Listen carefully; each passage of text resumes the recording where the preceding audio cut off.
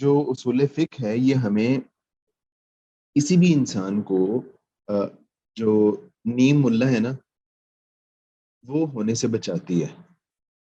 اصول فقہ ہمیں بتاتی ہے کہ جو قرآن و سنت ہیں ان سے ہم نے کس طرح جو ہے وہ احکامات لینے ہیں، اور جو احکامات لینے ہیں ان کے پرنسپلز کیا ہوں گے، ان کے اصول کیا ہوں گے، اور کن اصولوں کی بنیاد پہ ہم جو ہے نا قرآن و سنت سے احکامات کو ڈرائیو کریں گے۔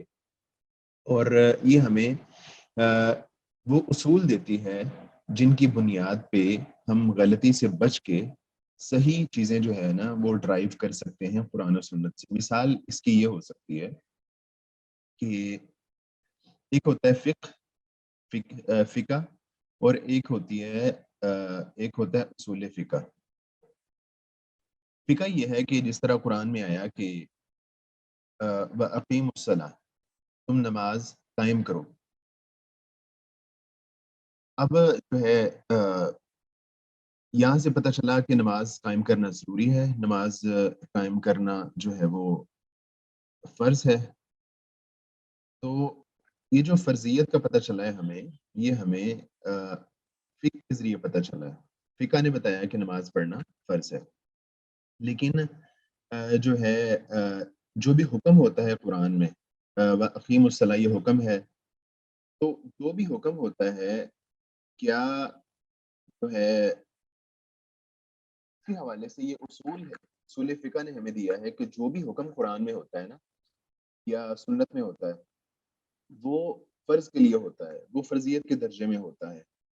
مثال کے طور پہ قرآن میں آیا ہے کہ وَأَقِیمُوا الصَّلَاةَ نماز قائم کرو، اس میں کہ امر آ گیا، حکم آ گیا، تو ہمیں اصول فقہ نے یہ بتایا کہ جہاں بھی امر آ جائے گا، جہاں بھی حکم آ جائے گا قرآن میں یا سنت میں، وہ فرضیت کے درجے پہ ہوگا، اس کو ہم فرض سمجھیں گے۔ ہاں، تو اصول فقہ ہی ہمیں بتاتا ہے کہ جو ہے نا پہلی بات یہ بتاتا ہے کہ چونکہ یہ حکم قرآن میں آیا ہے تو پتہ یہ چلتا ہے کہ جو قرآن ہے وہ ماخذ دین ہے، ہم نے جو احکامات لینے ہیں وہ قرآن سے لینے ہیں۔ پہلی بات یہ اصول فقہ ہمیں بتاتی ہے۔ دوسرا اصول فقہ یہ بتاتی ہے کہ جو بھی امر قرآن یا سنت میں آتا ہے، حکم آتا ہے، وہ فرض کے لیے ہوتا ہے، ہر ایک کے لیے اس کو کرنا فرض ہوتا ہے، سوائے اس صورت میں کہ کوئی ایسی اور دلیل مل جائے جو ہمیں یہ بتا دے کہ وہ والا جو حکم تھا وہ فرضیت کے درجے میں نہیں تھا، بلکہ وہ جو ہے کسی کام کو مستحب سمجھنے کے لیے تھا۔ مثال کے طور پہ جو ہے اللہ کے رسول فرماتے ہیں کہ تمہارا جو سب سے اچھا کلر ہے نا وہ سفید کلر ہے، وائٹ کلر ہے، تم اسی میں اسی کو پہنو اور اسی میں جو ہے نا اپنے مردوں کو کفن دو۔ تو اب یہ بھی حکم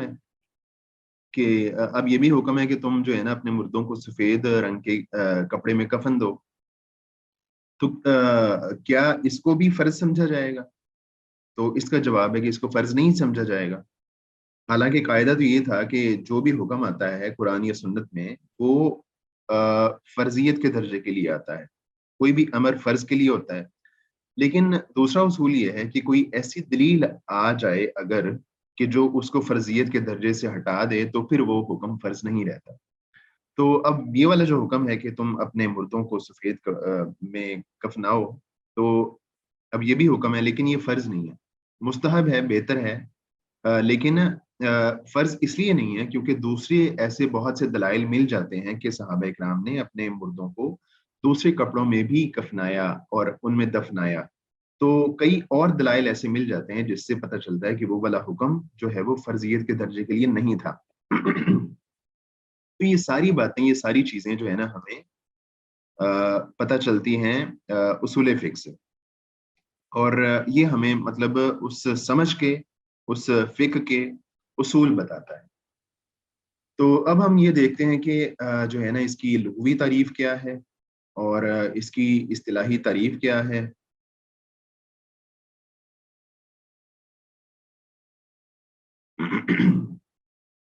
اچھا، اصول فقہ یہ دو الفاظ سے مرکب ہے نا، اصول اور فقہ۔ اصول فقہ کا مطلب یہ بنا کہ فقہ کے اصول، یعنی اصول مضاف اور فقہ مضاف الیہ، اصول فقہ فقہ کے اصول یعنی سمجھ کے اصول.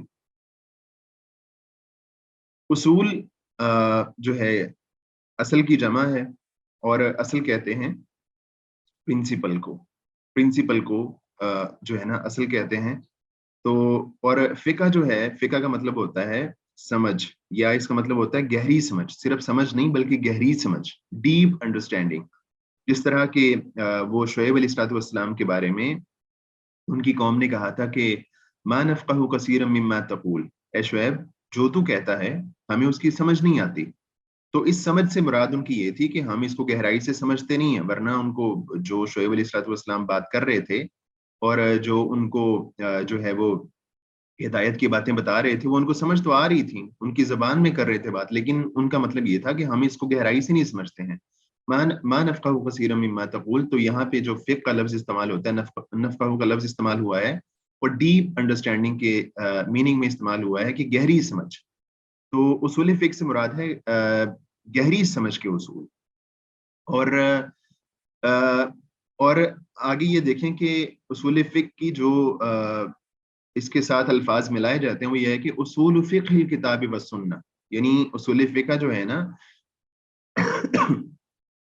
یہ کس چیز کے پرنسپل ہیں، یہ کس چیز کے اصول ہیں؟ یہ ہیں اصول فقہ الکتاب والسنہ، یہ کتاب اور سنت کی سمجھ کے اصول ہیں. یعنی صرف اتنا نہیں ہے کہ سمجھ کے اصول. کس کی سمجھ کے اصول؟ اس کی سمجھ کے اصول کہ جو کتاب و سنت ہے نا، کتاب و سنت، اس کی سمجھ کے اصول، اس کو ہم نے کس طرح انڈرسٹینڈ کرنا ہے، اس کو ہم نے کس طرح سمجھنا ہے. یہ وہ والے پرنسپل جو ہے نا ہمیں اصول فقہ بتاتی ہے. اصول فقہ الکتاب والسنتی، کتاب و سنت کی سمجھ کے اصول. یہ ہوگی اس کی لغوی تعریف. اور اس کی اصطلاحی تعریف یہ ہے کہ هو العلم بالقواعد والادلة الاجمالية التي يتوصل بها الى استنباط الفقه. اصول فقہ ایسے قواعد اور اجمالی دلیلوں کے علم کا نام ہے. اصول فقہ ایسے قواعد یعنی اصولوں اور اجمالی دلیلوں کے علم کا نام ہے. یعنی اصول فقہ میں ایک تو جو ہے نا قواعد ہوتے ہیں اور اجمالی دلیلیں ہوتی ہیں. اجمالی دلیلوں سے مراد ہے جو سمجھ لیں کہ اجمال تفصیل کی اپوزٹ ہے. ڈیٹیلڈ اس میں دلیلیں نہیں ہوتی بلکہ اجمالی دلیلیں ہوتی ہیں.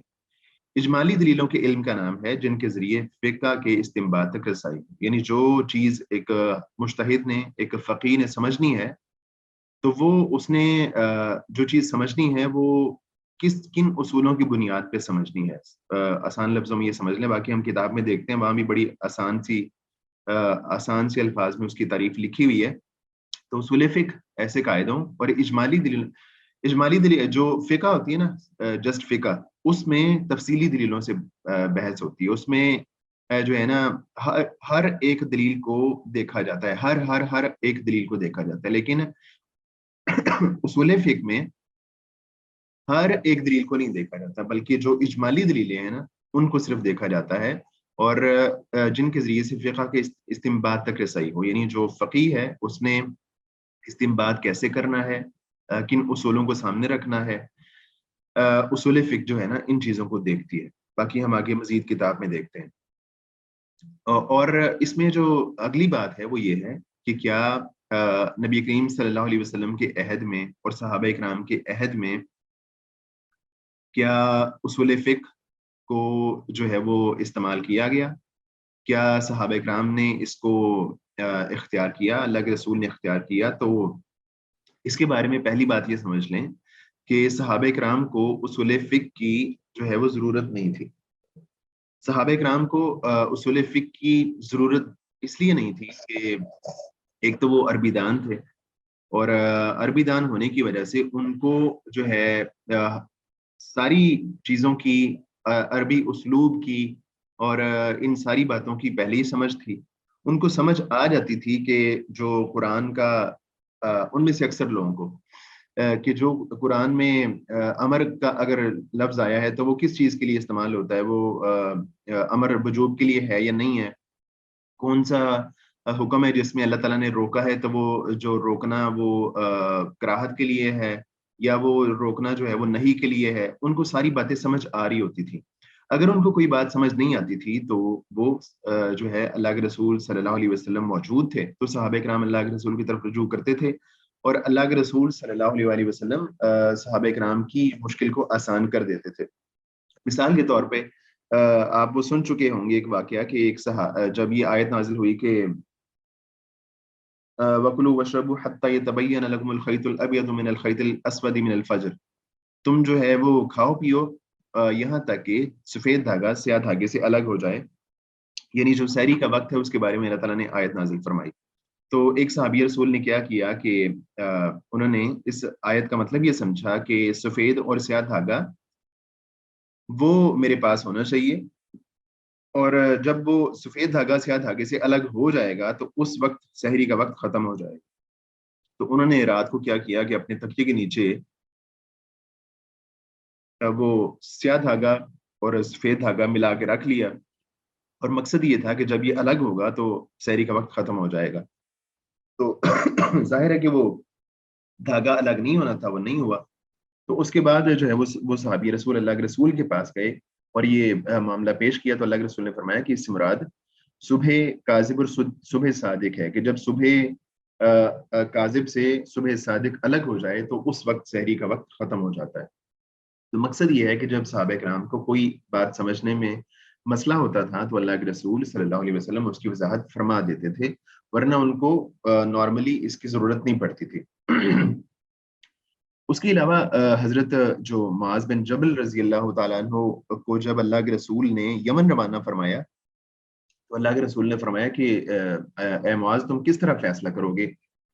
تو انہوں نے کہا کہ میں سب سے پہلے کوئی بھی جو معاملہ پیش آئے گا اس کو کتاب اللہ میں دیکھوں گا، اگر وہاں نہ ملا تو پھر میں سنت میں دیکھوں گا، اور اگر وہاں بھی نہ ملا تو اس کے بعد میں اپنا اجتہاد کروں گا۔ تو اللہ کے رسول صلی اللہ علیہ وسلم نے خوشی کا اظہار فرمایا، ان کے سینے پہ ہاتھ مارا، اور اللہ کے رسول نے فرمایا کہ اللہ تعالیٰ کا شکر ہے کہ جس نے میرے ایک صحابی کو یہ دین کی اس طرح سمجھ عطا فرمائی ہے۔ اگرچہ اس حدیث میں کلام ہے، لیکن یہاں سے یہ پتہ چلتا ہے کہ جو ہے نا صحابہ کرام کے ذہن میں یہ بات موجود تھی کہ جو ہے اجتہاد کیا جا سکتا ہے اگر ایک بات قرآن یا سنت میں موجود نہ ہو۔ تو اجتہاد یہی جو ہے نا اصول فقہ کی بنیاد پہ ہی ہوتا ہے، اجتہاد کا بہت سا تعلق اصول فقہ کے ساتھ ہے۔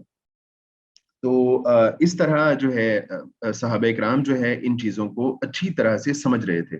اسی طرح عبداللہ بن مسعود رضی اللہ تعالیٰ عنہ کے بارے میں آتا ہے کہ ان کا یہ ماننا تھا کہ اگر ایک عورت کو جو ہے اگر ایک عورت کا شوہر فوت ہو جائے تو اس کی جو عدت ہے وہ تو ٹھیک ہے 4 ماہ 10 دن ہے، لیکن وہ یہ کہتے تھے کہ اگر ایک عورت حاملہ ہو، اس کا ہسبینڈ فوت ہوا اور وہ عورت حاملہ تھی، تو اس کی جو عدت ہوگی وہ وضع حمل ہوگی۔ جیسے ہی جو ہے نا ڈلیوری ہوگی تو اس کے بعد اس کی عدت ختم ہو جائے گی، چاہے جو ہے نا 2 ماہ گزرے ہوں، چاہے 1 ماہ گزرا ہو، چاہے 3 ماہ گزرے ہوں، اس کی عدت ختم ہو جائے گی۔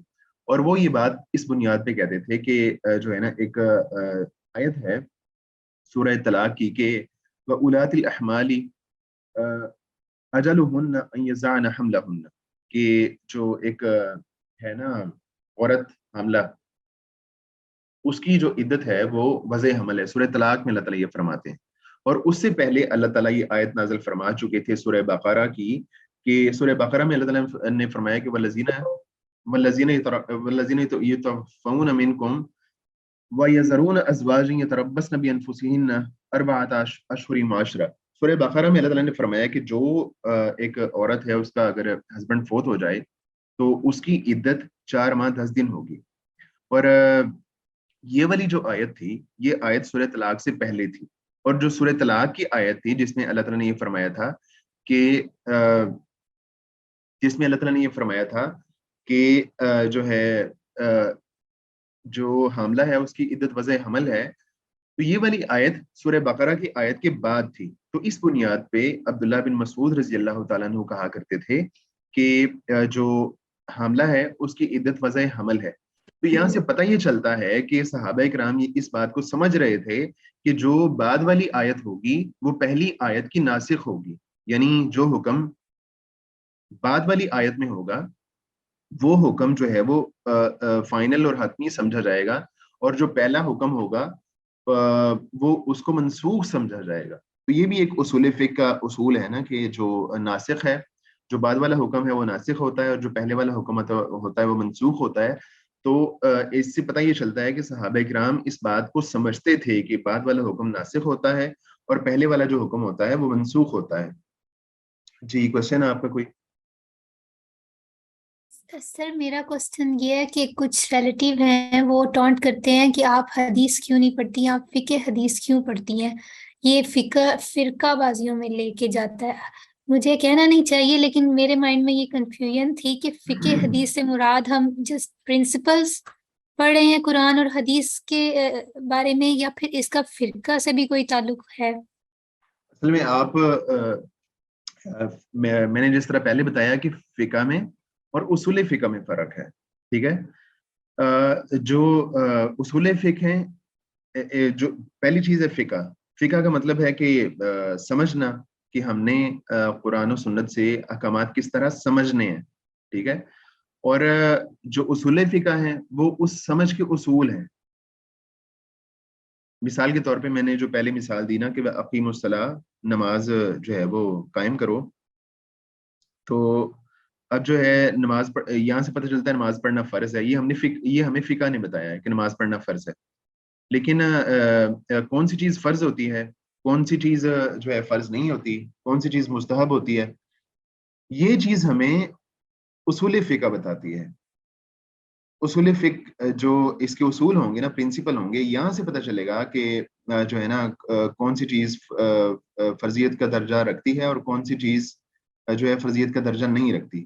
تو جو ہے نا اگر کوئی ایسا کہتا ہے کہ فقہ سے آپ جو ہے آپ پڑھتے ہیں جس سے مطلب مسالک کے اختلافات ہوتے ہیں، تو ایسی بات نہیں ہے. دیکھیں جو مسالک ہیں وہ سارے کے سارے فقہ کی بنیاد پہ کھڑے ہوئے ہیں، اور سارے کے سارے مسالک جو ہے اس کو فقہ کو صحیح سمجھتے بھی ہیں اور فقہ کا استعمال بھی کرتے ہیں.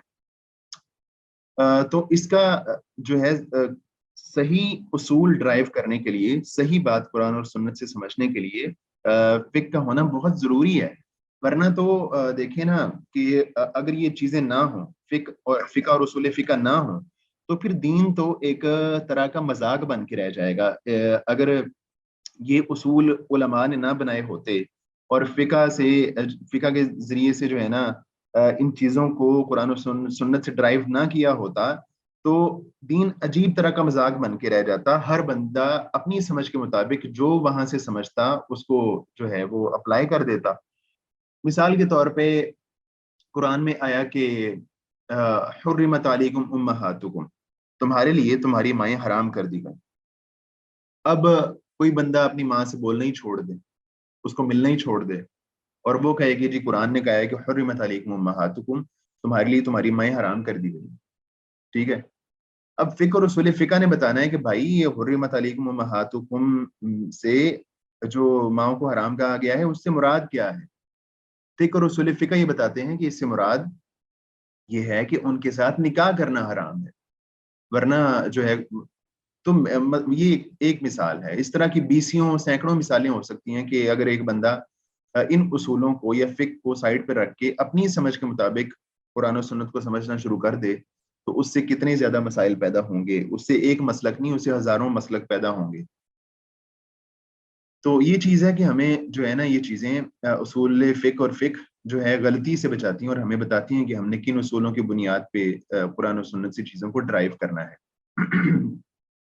تو ایک تو یہ کہ ناسخ اور منسوخ سے متعلق جو ہے صحابہ اکرام بہت کلیئر تھے، اصول فقہ بھی اس زمانے میں استعمال ہو رہی تھی.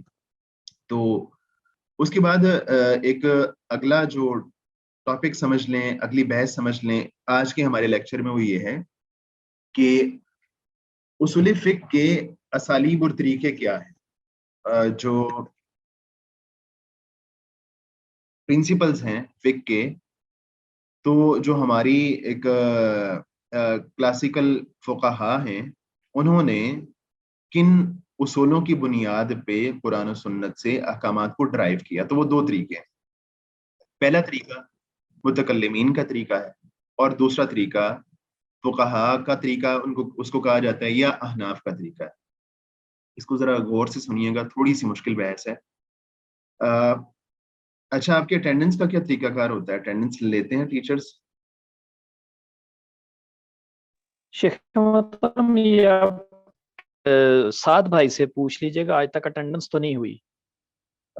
اچھا پہلے ایسے ہی تھا، پچھلے سیمسٹر میں سعد بھائی وہ جو لے رہے تھے خود ہی اسکرین شاٹ لے کے نا، لیکن ہماری جو لاسٹ میٹنگ ہوئی تھی یہ سیمسٹر شروع ہونے سے پہلے، اس میں یہ بات ہوئی تھی کہ بچوں کی اٹینڈنس لی جائے، مطلب ٹیچر لیں اٹینڈنس نا۔ تو مجھے اب آئیڈیا نہیں کہ باقی ٹیچر لے رہے ہیں نہیں لے رہے، تو لیکن اس میں یہ ڈیسائیڈ ہوا تھا کہ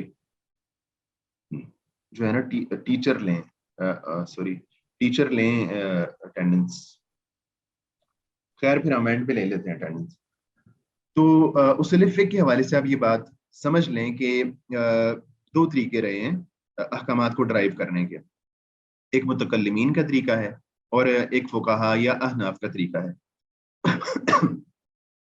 متکلمین کا طریقہ یہ رہا ہے کہ کتاب و سنت سے پہلے کچھ اصول جو ہے نکالے جائیں، پھر ان کے مطابق مسائل اخذ کیے جائیں، یعنی اصول فروع پر مقدم ہوں۔ مالکی اور حنابلہ نے بھی یہی طریقہ کار اختیار کیا۔ متکلمین کا طریقہ یہ ہے کہ وہ کہتے ہیں کہ ہم کتاب و سنت کو سامنے رکھیں، کتاب و سنت کو سامنے رکھ کے ہم کچھ اصول جو ہے وہ وہاں سے ڈرائیو کر لیں، اور جب اصول ڈرائیو ہو گئے تو اس کے بعد ہم نے کیا کرنا ہے کہ ان اصولوں کی بنیاد پہ ہم قرآن و سنت سے جو مسائل ہیں ان کو اخذ کریں گے۔ اس کے مقابلے میں احناف کا طریقہ ہے یا فقہا کا طریقہ ہے، وہ میں بتاتا ہوں، آپ کو بات سمجھ آ جائے گی۔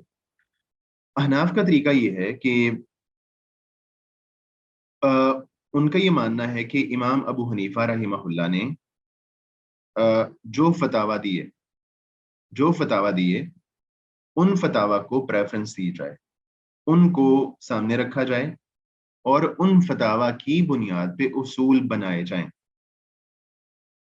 یعنی دونوں میں فرق یہ ہے کہ وہ لوگ جو ہیں متکلمین جو ہیں وہ کیا کرتے ہیں کہ اصولوں کو اوپر رکھتے ہیں اور اس کے بعد جو ہے نا کتاب و سنت سے مسائل اخذ کرتے ہیں، یعنی ان کے ہاں اصول مقدم ہے اور فروع یعنی مسائل وہ اس کے نیچے ہیں، جبکہ احناف کے ہاں جو فروع ہیں یا ان کے فتاوی ہیں وہ مقدم ہیں اور اصول جو ہے اس کے نیچے آتے ہیں۔ تو دونوں میں فرق یہ ہے، دونوں طریقوں میں متکلمین جو ہے وہ اصولوں کو پریفرنس دیتے ہیں، جبکہ احناف جو ہیں وہ اصولوں کو پریفرنس نہیں دیتے، بلکہ وہ فتاوی کو، اپنے امام کے فتاوی کو پریفرنس دیتے ہیں اور اصولوں کو ان کے نیچے رکھتے ہیں۔ یعنی مثال کے طور پہ اگر امام صاحب کا یہ فتویٰ آ گیا کہ امام صاحب نے کہا کہ، ایک مثال دے رہا ہوں، ضروری نہیں کہ ایسا ہو، امام صاحب نے مثال کے طور پہ کہا کہ ایک شخص اگر مرغی چوری کرتا ہے تو اس کے ہاتھ کاٹ دیا جائے، اس کا ہاتھ کاٹا جائے گا، ٹھیک ہے۔ امام صاحب کا یہ فتویٰ ان کو مل گیا، تو اب انہوں نے کیا کرنا ہے کہ فتویٰ کو جو ہے اوپر رکھنا ہے اور اس فتوے کی بنیاد پہ انہوں نے یہ اصول نکال لینا ہے کہ چونکہ مرغی کی قیمت جو ہے وہ 10 دینار تھی، تو اس بنیاد پہ انہوں نے یہ اصول نکال لیا کہ جو شخص 10 دینار چوری کرے گا اس کا ہاتھ کاٹ دیا جائے گا۔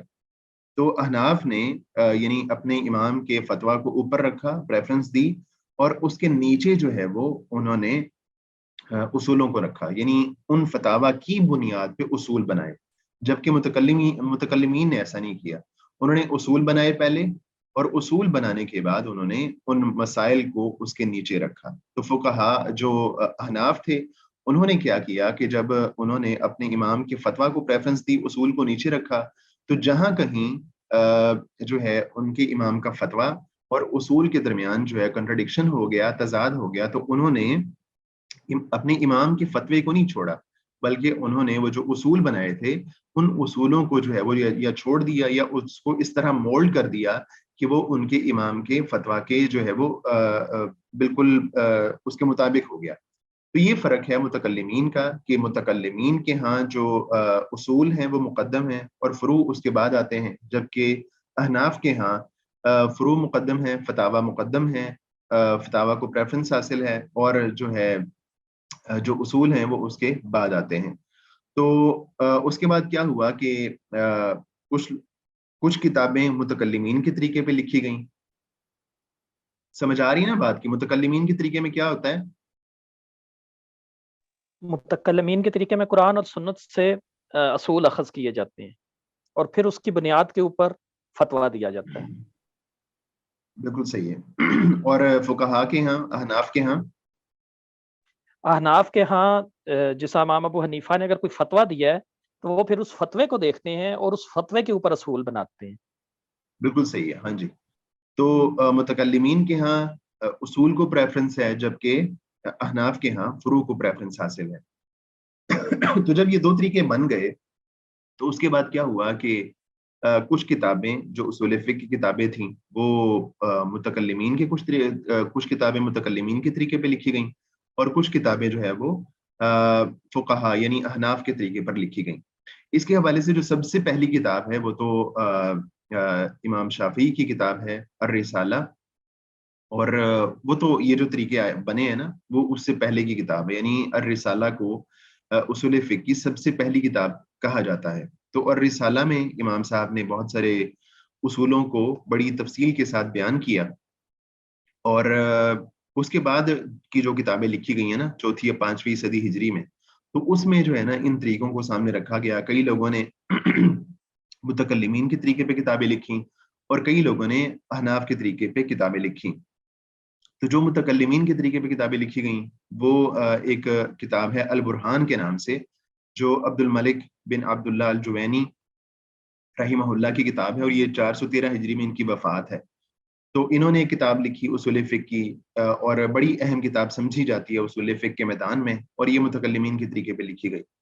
اس کے بعد ایک کتاب لکھی گئی المستصفیٰ من علم الاصول، یہ امام غزالی کی کتاب ہے، بہت ہی امپورٹنٹ کتاب ہے اصول فقہ کے حوالے سے. 505 ہجری میں ان کی وفات ہے.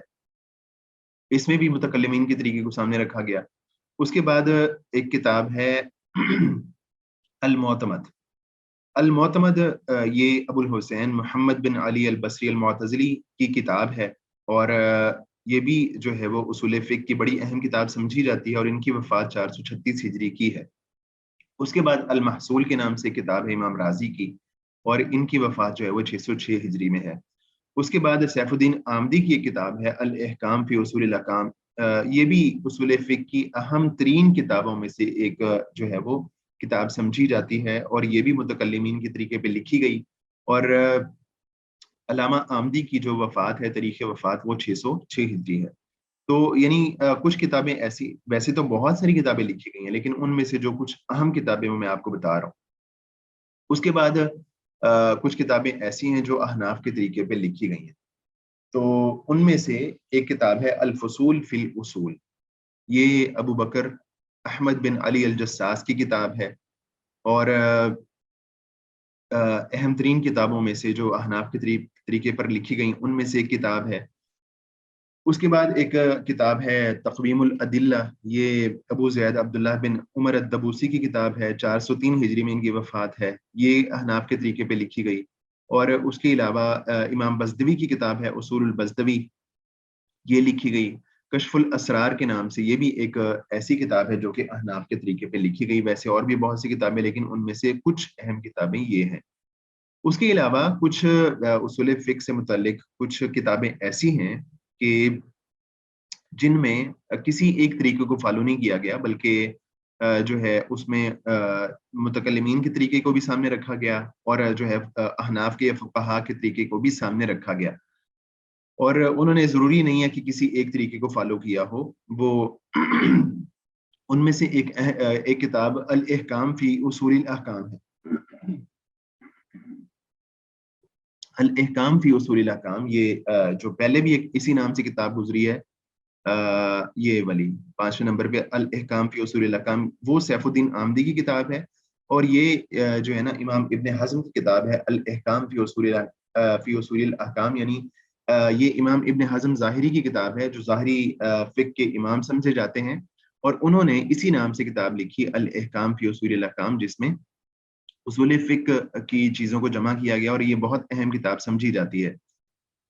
اس کے بعد امام ابن قیم کی کتاب ہے اعلام الموقعین، اور اس کے بعد الموافقات کے نام سے کتاب ہے امام شاطبی کی، اور اس میں انہوں نے یہ چیزیں بتائی ہیں کہ جو دین ہمارے پاس آیا ہے، جو شریعت ہے، اس کے مقاصد کیا ہیں اور کن مقاصد کی بنیاد پہ شریعت کو جو ہے وہ نازل کیا گیا ہے. اور انہوں نے 5 مقاصد بتائے ہیں کہ جو شریعت ہے اس کے نزول کا مقصد تھا کہ دین کی حفاظت، جان کی حفاظت، مال کی حفاظت اور عقل کی حفاظت اور نسل کی حفاظت. وہ کہتے ہیں کہ یہ جو دین شریعت آئی ہے اس کے مقاصد 5 تھے اور وہ 5 انہوں نے یہ بتائے ہیں. اور وہ کہتے ہیں کہ دین کی حفاظت کے لیے اللہ تعالیٰ نے جو ہے اسلام کو چھوڑنے سے منع کیا، جان کی حفاظت کے لیے اللہ تعالیٰ نے قتل کو حرام کیا، اور جو ہے وہ نسل کی حفاظت کے لیے اللہ تعالیٰ نے زنا کو حرام کیا. تو اس طرح کی جو مقاصد شریعت ہیں اس کو اس کتاب میں ڈیٹیل سے بیان کیا گیا ہے. اس کے علاوہ ارشاد الفحول کے نام سے کتاب ہے امام شوکانی کی، جو کہ 1250 ہجری میں جن کی وفات ہے.